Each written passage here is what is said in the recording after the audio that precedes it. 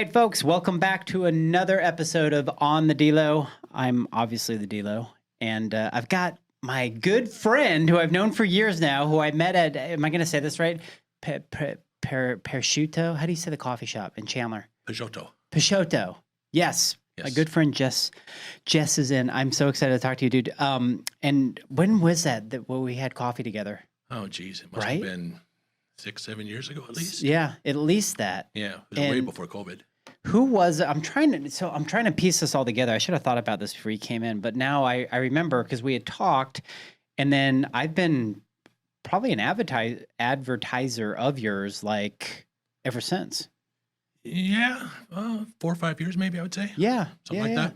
And it's funny because we'd play this little game. You'd send the invoice out, and I'd try to be the first one, to get it done every month. And now I'm just like, dude, just send me the annual invoice. It's like you and a few others. Yeah, right. It's not breaking the bank here, but the value is absolutely amazing. And the truth be told, I've gotten several leads or people that call, and it's kind of that notoriety, and it's that whole side panel of just really good people. 2 side panels, one on each side. Oh, it's 2. Yep. Well, it probably started out as 1. Bigger ads on one side and the smaller ads on the other side. Yeah. And Rolly's been with you for a while. Yeah, he's been with me for 4 or 5 years also. Okay. Who's your oldest advertiser? Tots Asian Diner was my very first advertiser Really? way back in 2012 maybe. Okay. So been with me for a long time. And that's when this Mouth by Southwest started? 2010 is when I started. Okay. It was just going to be a hobby at first, something I did on the side. Yeah. I posted 1 or 2 things a week, maybe. People saw it and started, restaurant owners, and started sending me more and more information. So pretty soon I was posting 3 or 4 things every day.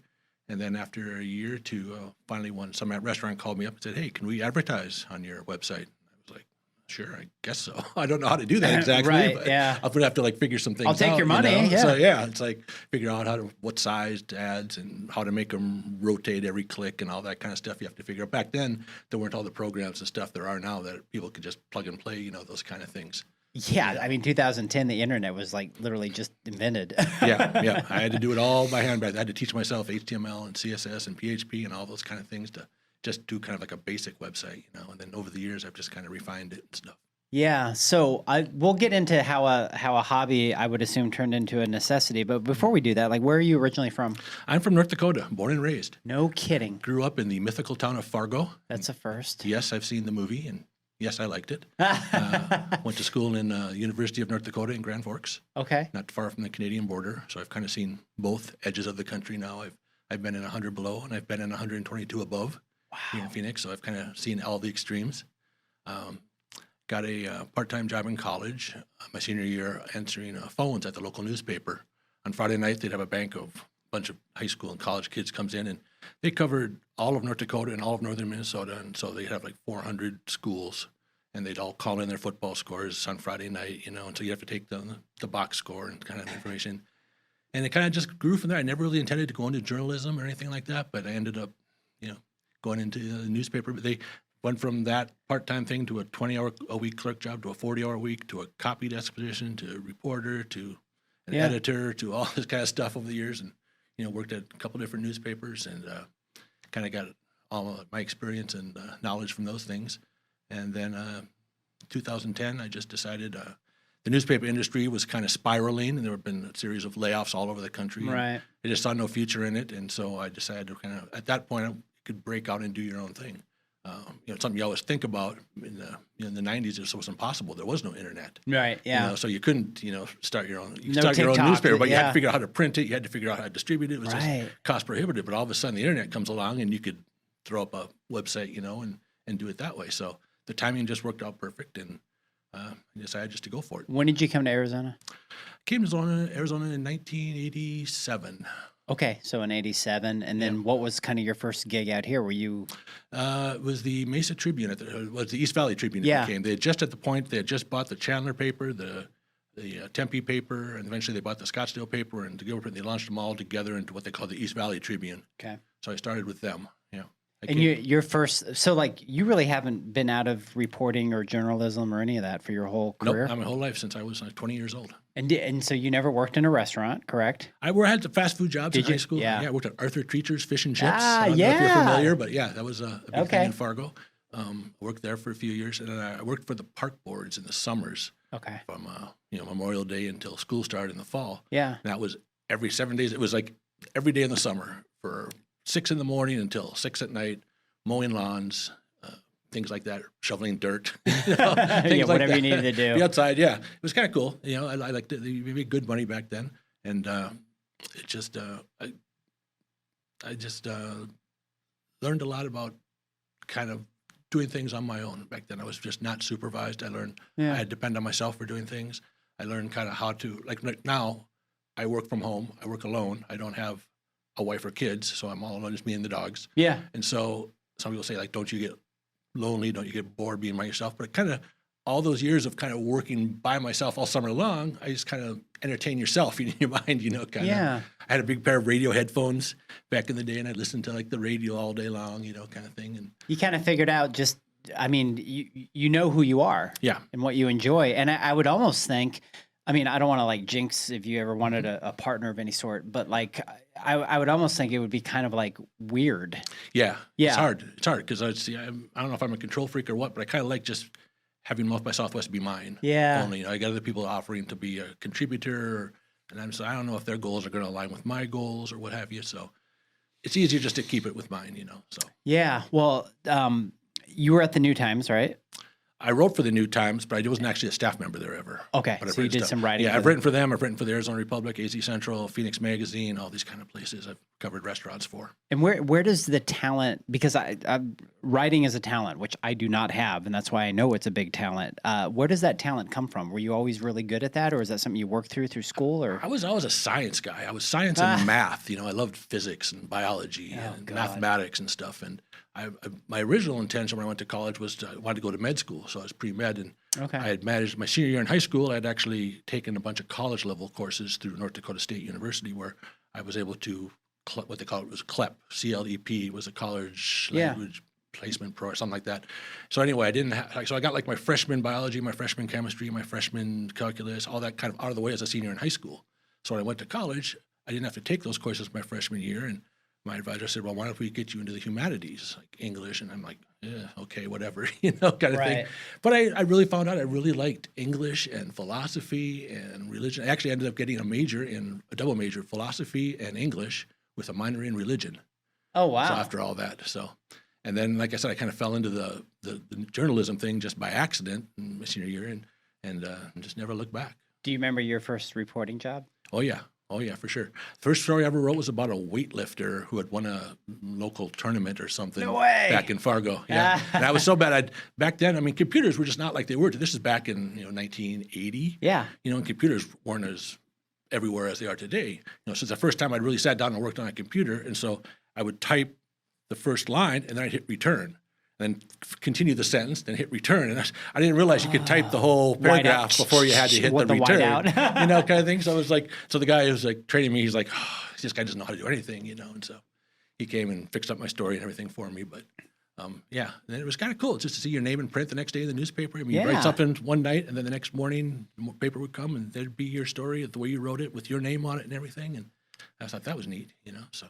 Oh my goodness. When you look back to, starting this hobby in 2010 and then turning it into a full-scale, business that now obviously operates well enough to support you and the dogs, do you see inside of your head of anything that you would have done maybe differently, for good or for worse? Oh, 1,000 things. Yeah. You learn kind of just, by trial and error. Yeah. I never thought in the beginning of selling ads.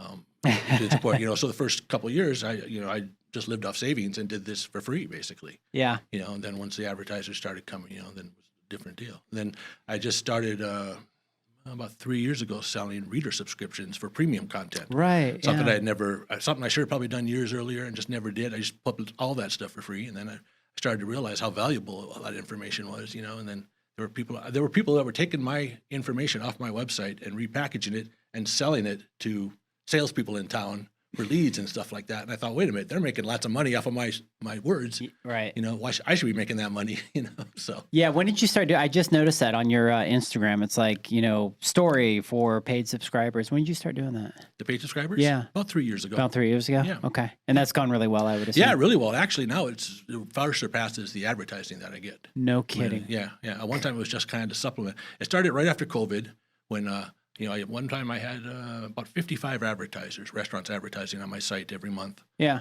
And then COVID hit, and after that, I started losing them just kind of gradually as restaurants were just struggling. And I got down to like 35 or so, and I just thought, I need to have a secondary stream of income. I wanted to kind of diversify my income streams, and so that's when I decided to do this reader subscription thing. And at the time, it was kind of the same time that sites like Patreon and Substack and all that were launching and kind of doing that whole user content supported idea.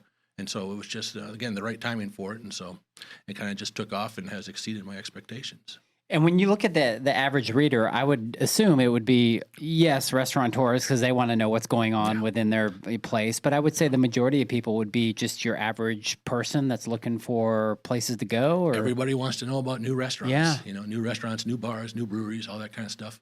My newsletter that I do has, the typical newsletter nationwide would have an open rate of about 15% only. Okay. Mine gets about 60%. Yeah, that's huge. And the software I use, MailChimp, they're always like contacting me wondering what I'm doing that's getting such a great response. And I'm just like, I'm not doing anything special. It's just the subject I cover. Yeah. People just have this insatiable news need to, get the news and also to share the news. Right. People often ask me like where I find out a lot of the stuff I find out. So much of it just comes from readers who just email. Hey, I was driving home and saw this local restaurant, had a new sign in there, changing this or changing, a new owner kind of thing. Or the leads group that you come in, that we're in together. That we're in together. Yeah. There's stuff comes from that also. It comes from a lot of different places, Did this first start out as just any and everything hospitality, or did you have other like mixes of industries in there? It was just food and drink. Yeah. It was just food and drink. When I first started, it was just East Valley. Okay. Because that's what the East Valley Tribune had covered. And that's where I really knew everything and knew all the owners and knew all the chefs and knew all the places and all that kind of thing.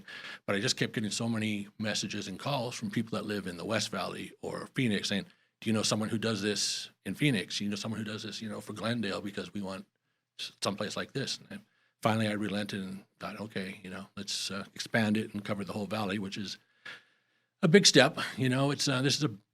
It was hard to cover just the East Valley as one person, but to cover the entire valley, to go from Queen Creek to Surprise in a day or something like that. I mean, that's just a lot of ground to cover. Yeah, and there's only so much space or so many times you can put things out there. So a lot of times you may not even be releasing some of the stuff that's going on. Oh yeah. I able to write. I try to write 3 or 4 posts a day, at least 4 or 5, and I could write 10 or 12 probably every day. Yeah. And I just kind of push some of the ones aside, and every day I just look at what are the 4 or 5 most interesting ones I could write today. Yeah. Kind of thing. So no, that completely makes sense on that. Now, before this podcast, does anybody know what you look like? Yeah, I used to have a column sig in the newspaper that actually happened. I was like that's the first food critic in the valley to have their picture on a column. Yeah, I was going to ask about that. And everyone gave me just a raff of grief about it. The New Times didn't like it, and the Republic didn't like it, and said, you can't do this. Critics have to be anonymous. And then within a few years, all of a sudden, their critics were unmasked, and they're using their critics to host dining festivals and what have you, And so they've all kind of followed suit, We didn't pioneer it here. We were just the first in the valley to do it, but, I mean, it was kind of becoming a national trend. You didn't sneak in with like a little mustache and no, I would always, when I would do reviews of restaurants, I would use a fake name all the time. Okay. And so they wouldn't know. And they didn't care at the time, Right. It was not that big of a deal to a lot of restaurateurs. So when did you stop doing reviews? Oh, probably 5 years ago. Yeah. It was just, reviews are hard. I never really liked doing them because it's just a snapshot. Even if you go to a restaurant, like typically when I was at the newspaper, I would visit the restaurant at least 3 times, sometimes 5 or 6 even. Yeah. And they wanted me to do 3 reviews a week, which was, I was eating out like every meal. Yeah. It was like I could never, and there are times you just don't feel like going out to eat, but you had to go out and eat because you had to get this place's 3rd visit and this place's 2nd visit done today. And because tomorrow you do under this restaurant and that kind of thing. And it just got to be such a grind. Right. And it's just also a snapshot. These restaurant places, they put so much sweat and effort and thought into doing these things. And they have a bad 2 or 3 days or something. And all of a sudden you're going to torch them in a review. And It's hard You know? enough to make a living. Yeah, it is, and, Yeah. and readers love it when you torch a place. They love when you do that. Right. But in the long run, it just doesn't do any good, so. I'm always of the aspect of you don't have anything nice to say, just don't say anything. Like, Yeah. unless they're More or complete less, more or less. assholes, right? And Yeah. yeah, What I've kind of gravitated to the last few years, I do more roundup type places where I'll do like the best sushi places in town or the best pizza places in Scottsdale That makes or the best sense. whatever. And that way I can like highlight the ones that I think are worth highlighting, Yeah. but not necessarily have to call out the ones that are aren't. crappy, right? Yeah, unless they call me up and say like, "How come we weren't in there?" And I'll be like, Well, didn't quite make the cut." Yeah, It's like, yeah. figure it out. So Oh my goodness, Jeff, that's too much. So, what's like the biggest enjoyment that you get out of the job? Is it the fact that you get to, how do I say, give the marketplace new informative news? Is it the fact that you get to just kind of hole up and do your thing for however many hours a day that is and kind of chill with the dogs? Or is it the fact that you get to go out every once in a while, kind of knowing yes, all of it. all of it? Basically, Yeah. all of it. Yeah, I think that's just the biggest thing is just helping people figure out where the best places they could go Yeah. spend their money. And that way it helps the better restaurants out that way too, that are doing the best job and giving you the best value and things like that. I have so many readers who just have been following me for 15 years, from out of town. There's a lady from New Jersey who comes and visits every spring with her family, and they always message me or call me up, and they want a list of 3 or 4 restaurants to go to this time. And then the next year they'll call me again and want another list Yeah. of 3 or 4 restaurants. I keep doing that over and over and over, and they just love the places that I send them to and things. So That's cool. I like being able to, but it just bothers me when I'll see on Facebook in these groups where someone will go, "Where's a good barbecue place in town?" And someone will, "Well, Arby's has their new sandwich on sale," and I'm just stop. shaking my head saying, Yeah. it's just, it gets so much more publicity for restaurants, so many more marketing opportunities for restaurants and ways to get the word out as opposed to 20 years ago. And yet so few of them take advantage of it, kind of. So Would you say you're more of a? I would assume you would say you're more of an advocate of the smaller to medium local business. yes, I definitely try to. Yeah. Yeah. I'm not. I'll do some chains if they're popular. It's hard Yeah. to ignore Sam Fox restaurants course. in this town Yeah. because they're everywhere and they're pretty They're good. good restaurants. It's his thing. So but otherwise, I really like spotlighting the smaller places, especially the smaller places that might be struggling or just started and they really haven't got the word out yet. And I'll write a little thing on it, and all of a sudden they'll call me and say, "We had 200 people come in yesterday, and they all said they saw it on your website or something." And that makes you feel pretty good, that you can drive some traffic to places like that. Yeah. No, I think it's wonderful. The amount of information, how cool it is, especially when I'm on Instagram and I see you pop up, and I get a lot of my, like, how do I say, information for sales and stuff like that. Just seeing like what you're doing. I need to make a note. I need to subscribe and get the exclusive content. But it's refreshing because it's what I like about it also is that it's clean, it's precise, it's not overwhelming. I learned that from the very beginning. Yeah. Like I said, in the sport, back in the days of taking the high school football class, you got to be quick and clean. They want one paragraph, like basically one long sentence on Right. the game. Got to pick out the major point. You got to just write it clean so it doesn't have to be edited. And that's the same way I approach, all these years later when I'm doing dining stories. I try to just make it quick and to the point. And, readers are busy. They're not going to read. Oh, the attention span is Yeah. 2 seconds of people. Yeah. I see sometimes in these other publications, 3,000 words on so-and-so's Conchinita Pibil. And I'm just like, Yeah. who is going to take like an hour to read that story? It might be really interesting and it might be really well read, really well written, but it's just not going to get read very much by a lot of people, It's like, Yeah. people don't. I always joke sometimes I'm going to start a blog that's nothing but photos and headlines because there's just a lot of people that don't even It's bother. called People Magazine. Well, yeah, and that's people's attention span, unfortunately, nowadays. I'll typically, when I write a new restaurant story, I put all major information right in the first sentence. Restaurant X, mom and pop Mexican restaurant has opened on the northwest corner Yeah. of Elliott and Rural in Tempe or something. Then I'll put it on Facebook where you can't see that whole paragraph. And people will start putting questions on, like, where is this place at? What kind of restaurant is it? I'm just like, did you just click on the thing and you would see all that information? It's right there in the first sentence. But Yeah. they don't. It's They not read- clickbait. It It's goes right by, here. Yeah, it goes by on that social media feed with a Yep. million other things, and they see the photo and they see the headline, and that's how they get their information.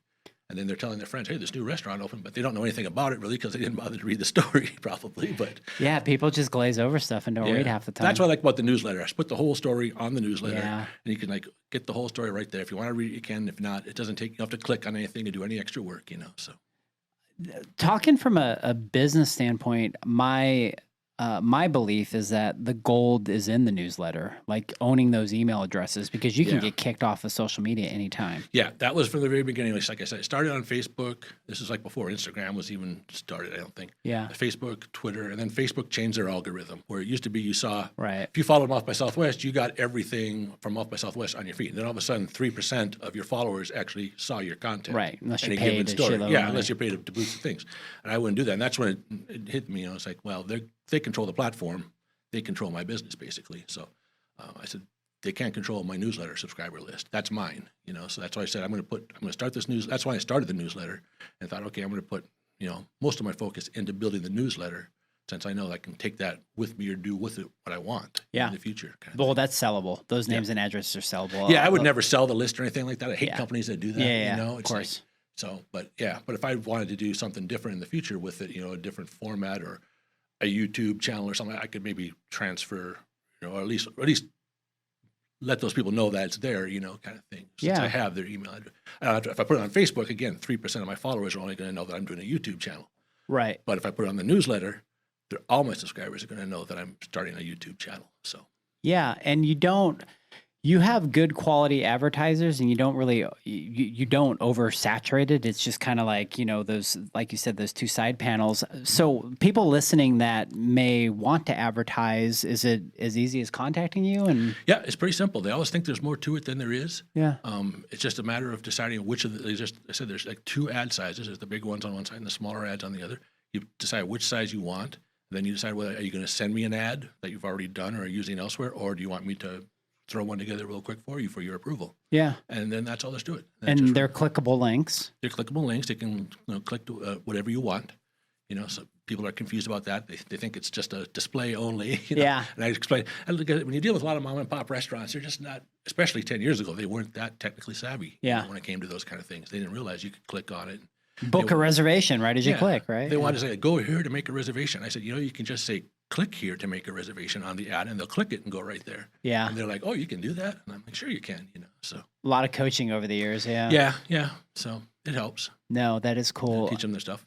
Have you thought about, I'm sure you thought about it, is there any like future direction of doing anything different as far as doing a, Mouth by Southwest festival or a book or anything wild like that? Or as a one-person operation, I really got to guard how I use my time. Yeah. Because it can really get away from you. Sometimes there's a project or something I want to tackle, a big story pass, and I just got to realize if I want to spend a week doing this, that's a week worth of other stuff I can't do. Right. So you kind of always got to feed the beast. Sometimes when I first started the newsletter, it was like a Friday only thing for the first year or two. Yeah.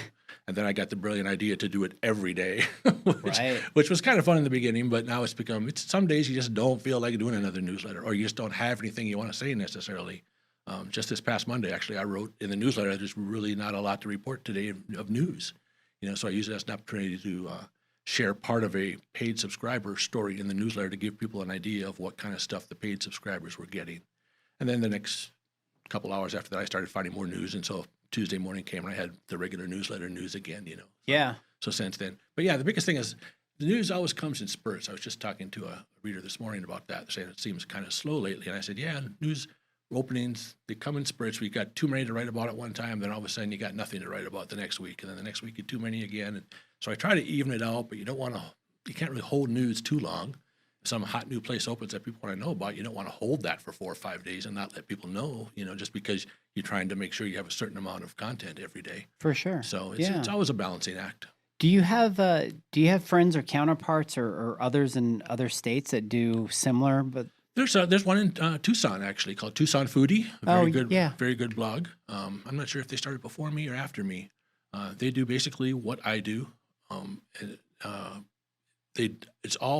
Their whole website is free, the content on it, but they do a lot of, they have like a Tucson Foodie Club where you get a card, you pay an annual membership, you get a card that gets you a discount at restaurants. They do sponsor festivals and more of that kind of thing. Sounds like a lot of work. They have a staff of 4 or 5 people, so they have a staff of at least 1 or 2 people, and then 3 or 4 freelancers they use to kind of do all that kind of stuff, where I just, I can't do that much. They tried to, we're going to start a Valley version of it like several years ago. Ty Largo was supposed to do it. They hooked up with him to do it.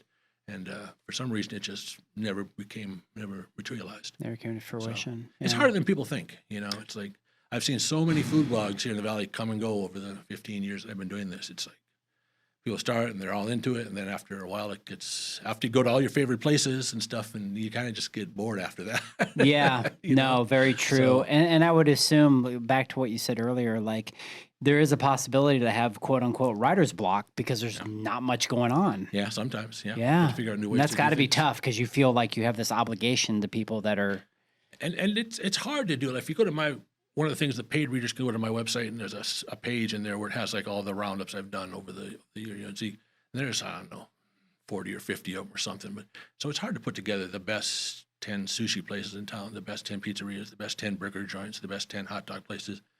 If you really haven't been around for a long time and been to lots of places to know this kind of stuff, you can't just parachute into town and all of a sudden throw together a list like that. I mean, you don't have the information. Well, So. it's also tough because it's all personal choice of that, people. A lot of it too, It's yeah. like at saying, what are the best top 10 records of 1984? Exactly, right? exactly. It just all depends on personal preference. Yeah, no, that's crazy. Yeah. Looking at Arizona from your lens, and for restaurateurs that are listening to this podcast, because I know I have quite a few that do, what would you say is a common reflection of the restaurants that you write about that A, end up failing, and B, end up like succeeding and opening up more and more locations? Well, it depends kind of, I guess, on how you look at it. From a business standpoint, I think the biggest thing that restaurants flop was lack of capital. Yeah, When they start out, they start out on a shoestring budget, and you just can't do that. great answer. I mean, there was just a restaurant last month. I don't remember which one it was that couldn't pay. Oh, it was an Awatuki sports bar that in its like second month couldn't pay its electric bill and got locked out by the. Second month. Yeah, in their second month. Yeah. And it's like, well, you really didn't have the capital necessary to buy a sports bar and Right. open one up, kind of thing. So that's, probably the biggest mistake I see that restaurants make from a business standpoint. From kind of like a publicity marketing standpoint, it's kind of like the last thing owners think about when they're opening. They got so many things on their checklist they have to get done before they can open those doors. And they want to get those doors open so they can get money coming in. Yeah. So it's dealing with all the permitting and passing all the inspections and, getting the menus printed and getting the staff hired and all that stuff. And so it's like marketing is going to happen someday, and you don't ever catch up. You don't ever have that free week where you're going to all of a sudden develop a marketing plan and do it, kind of thing. But you got to So, put that in your budget from the beginning. Yeah. And it's really interesting you say that because I know we've talked, so it might be repetitive to your ears, but I owned Pita Jungle out in San Diego. And what you just said right there was our number one biggest mistake. We didn't put enough money aside to market in a market that didn't even know who we were. Yeah. You can open a Pita Jungle up out here and everybody's like, yep, we get it. We know where it's at. It's going to do well out the gates. You don't need the money for marketing. But you go some random state like California, nobody knows who you are. Yeah. Oh, is this Pita Pit? Even here, I remember one time talking to Mark Russell. Oregano's was just Yeah. gangbusters. Yeah. And he was buying ads in the newspaper magazine I was doing. And I was like, asking him, so why are you even buying ads? Everyone loves oregano's. You Right. got an hour and a half line. He said, we spend 15% of our revenue on marketing every month, no matter what. No matter how long the lines are, no matter how well we're doing, we're always going to spend 15% on marketing because it just keeps it going. Yeah. And not enough restaurants feel that way. I've had so many restaurants want to come advertise with me when they're on their last legs and expect, putting an ad on Mouth by Southwest is suddenly going to save their business. And at that point, it's too late. If you're down to your last month or two, Right. you yeah. have to do it before that. You have to start thinking of that stuff before. Well, that's the thing. So I watch Discovery Plus. I watch the guys that go and find gold. It's kind of like my The Alaska show, whatever. yeah, stuff like that. But there's these guys. If my wife's listening, she's gonna die laughing. There's these guys, Freddie and Juan, and they go and they fix like guys that are, doing their self-gold, excavations or whatever, and they have all these crappy machines and things that they built from scratch, and they don't even know where to look to find the gold, right? They're just out here like, this is my passion. We're 10 ounces away from bankruptcy and having to give all this stuff back. And then, of course, Freddie and Juan come out like Superman and, Batman and come save the day, fix the machine and this and that. But Freddie, it's kind of like with marketing and advertising. He eloquently says it. He's like, look, I can come here and give you the tools and, tell you what to do. But if there's no gold in the ground, you're screwed, right? Yep. You got to be able to know where to find it and what to do. Exactly. So as we kind of finish up on advertising, what's your opinion? I mean, obviously newsletters, obviously what you're doing, I think it works great. I think it's wonderful. What are some other things that you see out there that work as far as, restaurants advertising and doing it? Is it festivals? Is it a social media analyst? Is it a publicity person? Is it all the above if you can afford it? In terms of advertising? Yeah. I don't think there's any one that even comes close to just plain old display ads. Sponsorships or things like that just don't really get you necessarily the big bang. Yeah. Web advertising is fairly cheap compared to print advertising. I sell my bigger size ads on my website are only $75 a month. Yeah. Whereas that same size ad in a newspaper would probably cost you $400, a day. Kind of thing. So it was like, that's kind of the value.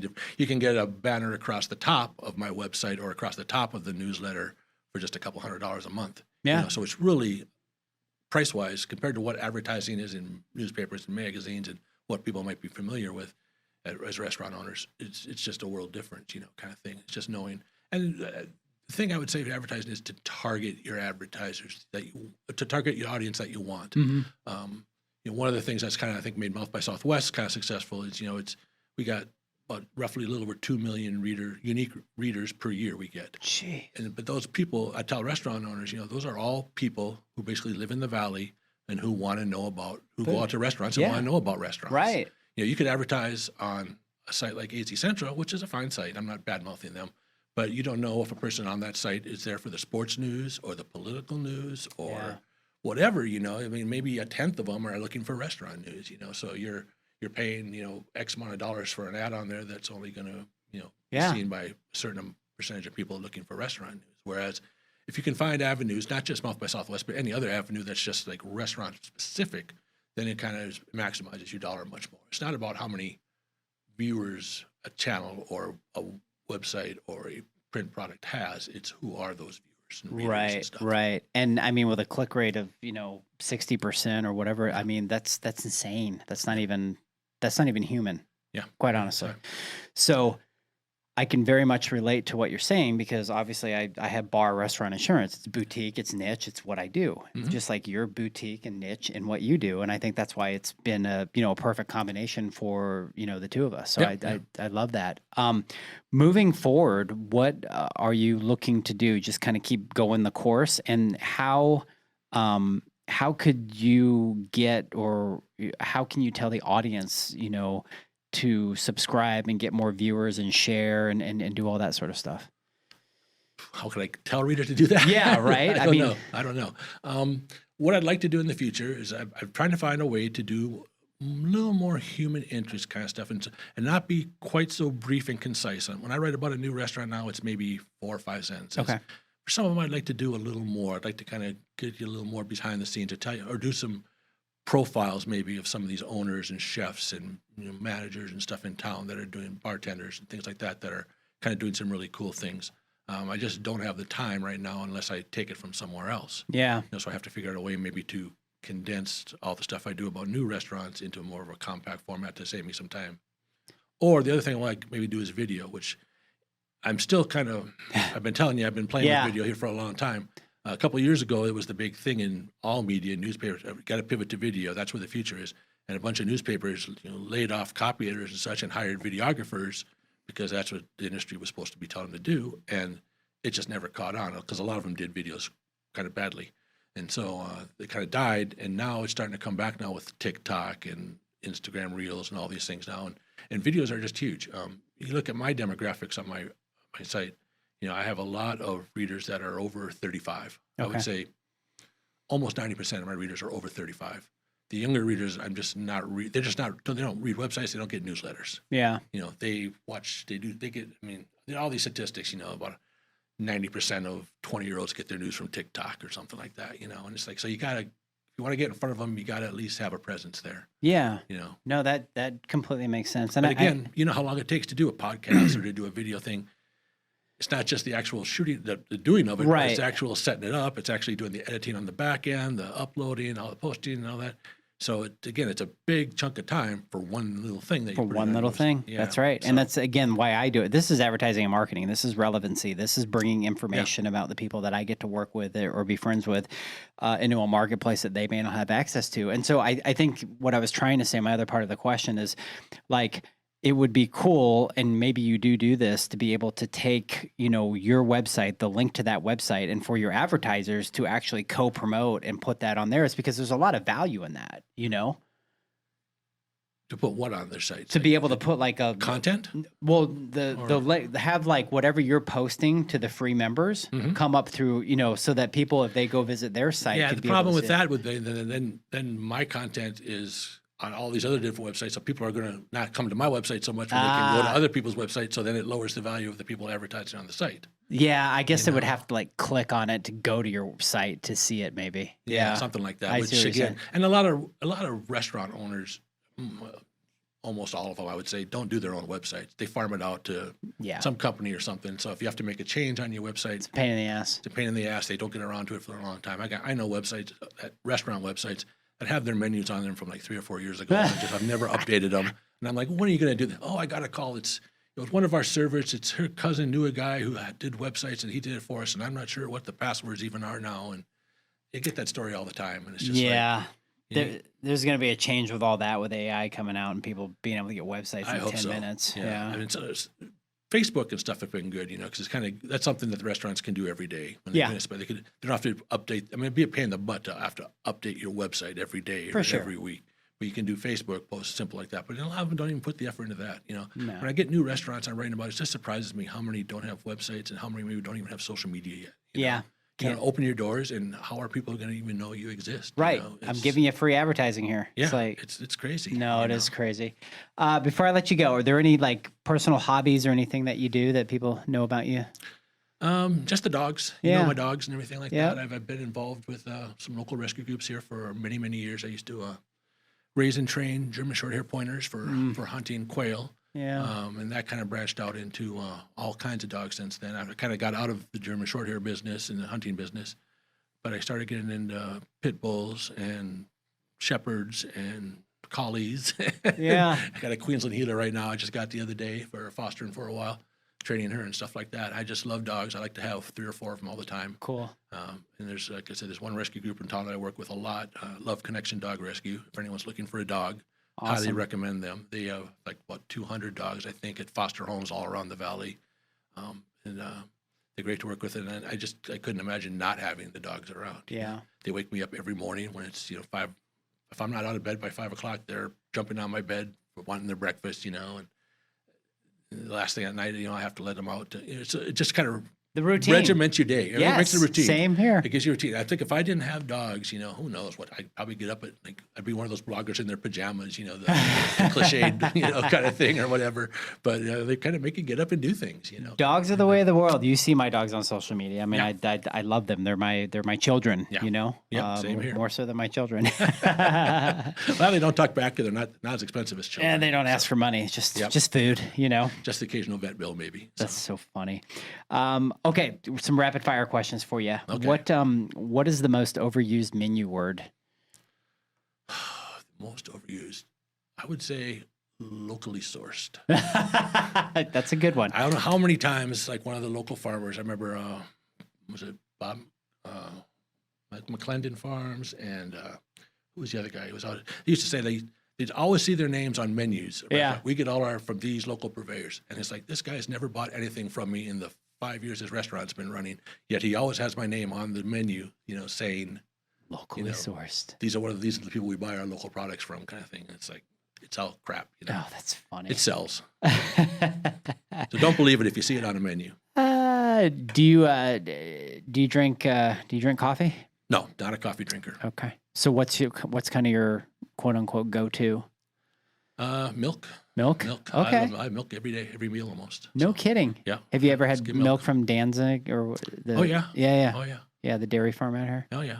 That one and the one Superstitions Farm out in Mesa. Yeah. Yeah. I've had raw milk out there before it Nice. goes to their pasteurization process and stuff like that. But yeah, I'm a skim milk drinker I got that way in college and ever since. So just wake up with a nice glass of milk and start Yeah, you got to. posting away. Yeah, you got to put milk on cereal. You got to, cookies and milk and whatever. It's it's like milk goes with so many things. So I love it. Pizza or tacos? pizza. Yeah, I'm with Tacos you. are really good, but pizza's still number one in my mind. Pizza's the best, isn't Yeah, it? yeah. There's no other food that would above that for me. What food would you say makes you the most nostalgic about like your childhood? And I would say chop houses. I grew up in the family where, we're in a rich family by any means. But my mom would always make every night at dinner. It'd be pork chops or steaks or roast beef or a ham, or something like that. And there would always be side dishes, and there would always be a dessert. There'd be a pie or a cake or something like that every time. And that was my childhood to me. Okay. So and you don't see. I mean, how many restaurants do chops and stuff like that anymore? Not many. There certain chop houses do, and that's about it. yeah, So when I go to those kind of places, it always kind of makes me nostalgic for those days. I love it. Would you rather go on a boat cruise or would you rather go camping in the woods? Camping in the woods, Yeah. for sure. For Yeah. sure. I can't stand to be around that many people. No, me neither. It's like I said, I'm used to being on myself. I like to be all alone and doing whatever. We used to go up to Black River a lot back in the 80s and 90s. I don't know if you up on the San Carlos Reservation, and you could go up there for like a week on the Black River and camp and not see another person the entire week. Yeah. That would just be so great. The you nature, just chilling. And you come back to town and you come in on US 60. Well, back then you came on Apache Boulevard before 60 went out that far. And all of a sudden there'd be more and more cars around you, then more and more. And then finally, as you got fully into Mesa, all of a sudden you'd be 3 lanes of traffic, bumper to bumper, and people honking and people like cutting people off. And you're like, that serene week you just spent, it's just all wiped away. It's like you're back into the grind and the hustle and the bustle and everything. Information overload, my friend. Yeah, but that was the beauty of camping. I used to just love that. Yeah. Do nothing all day. No, Do a little hiking, do a little bird watching or whatever, play with the dogs. Yeah. What have you. That's all you need to do. That's all you need to do, man. Just get some nature and get away from the computer, right? Yep. If you can. Do you cook at home? A little bit now and then. I don't have a lot of opportunities to. I'd like to. Yeah. I have everything. I have all the pots and the pans, everything, newest gadgets and all that kind of stuff. And I got the $300 wood stuff knives and all that, kind of thing that I don't really use that often. I use them to open letters and stuff like that, more or less, So, I mean, when you're eating out as often as I do, and another one of my pet peeves, kind of on the point, was that portion sizes are so huge now. So when I do go and eat out, I always have enough left over for 1 or 2 more meals. It seems like when I bring it home, which then again cuts into your. Which is crazy because like food costs have gone up so high. Yeah. I wish people would just offer a smaller portion at a lower price. Something about the economics of that must not work. I thought about doing a story on that sometime, finding out why that is. But it seems like the bigger portion they can give you, the more money they make off of it somehow. Yeah. Which I don't understand with food costs soaring now how that could be, but it is. None of it makes any sense. That's one thing I don't like about eating out. It's just portion sizes. It's just. Yeah. I mean, the places we go with our weekly meeting that you and I attend, it's like I rarely eat at those anymore because it's like I just can't have a gigantic lunch like that. No, most people are getting a to-go box at that place. Yeah. Fried fish and all the other stuff. If I had even half that meal, half that giant burger or whatever yesterday, it's like I'd go home and I'd take a nap or something, for sure. So it's like I can't do that. So. All right, last question. All right. Pink Floyd or Billy Joel? Probably Pink Floyd, I'd have to say. Okay. Back in the 70s, it was like, it's kind of when I grew up and stuff like that with the album rock era. Yeah. Pink Floyd and Led Zeppelin and all those great albums coming out back then. Do you have a record player at home or no? I actually don't have a turntable. I sold my turntable to a liquor rep here in town a while back. I still have all the records there. I have all the vinyl. I have the big case, with all the vinyl records and all that from back in the 60s and 70s. But I just don't have anything to play them on at the moment. But eventually I'm going to get another turntable. And, nice. Just kind of, I like to listen to it when I am writing and stuff like that. Yeah. But it's on the other side of my office at home. And so when an album, it's like 20 minutes aside. So you got getting up every 20 minutes to flip a record over or to put a new record on. Good time to stretch, Yeah, listen to the crackle. I kind of get into writing stuff, and sometimes like an hour will fly by. Yeah, that's true. And so sometimes it's just better to have iTunes version of it and just play it, and just where it just let goes. it run. Let it run song to song to song, and you don't have to worry about flipping anything over or anything like that. That's great. I really appreciate you driving all the way down here to come hang out with me. Well, finally, I've been begging you to come on for years, and you finally relented. So. I assume you'll promote this episode. We'll see what we can do. I think it would be amazing for more people to just kind of get to know you and the man behind. Honestly, one of my favorite, if not my most favorite, publications out there. You do such an amazing job, and I appreciate becoming friends, over the years. And I'm so glad that you're in the leads meeting, and that made sense. And I appreciate hearing that because working by yourself at home all day. Sometimes you're wondering, is anyone reading this stuff? Yeah. You can go to your. I only check my analytics like once every month or two. But it's like I go, oh yeah, people are actually reading this stuff. Or you get calls or emails from people that say that. So when I hear people say like, hey, I really like this, or I hear a restaurant owner say, hey, we got a whole surge of customers based on what you wrote. That makes me feel good. It makes me feel people are actually reading it and using it. Yes, they are, and they love it. And your passion obviously shows, and I think it's a beautiful thing. So I appreciate it. Yeah. So, anyways, thank you. All right, everybody, thank you. This was episode 185. So I appreciate you all listening, and if you can, share it with some friends, let's get the word out. Subscribe to his publication. Get Southwest.com. There you go. We're going to put it all in the show notes. And free daily newsletter. It's absolutely perfect. I should, I should, just because I love you, I should just make flyers with it and pass it out when I go do these sponsorships at like Devour or whatever, and people could scan it and go right over there. You'll see me there probably. I think I'm going to do that because I love promoting local business and I love having people like you in my life. So thank you. Until next time, everybody. Peace out.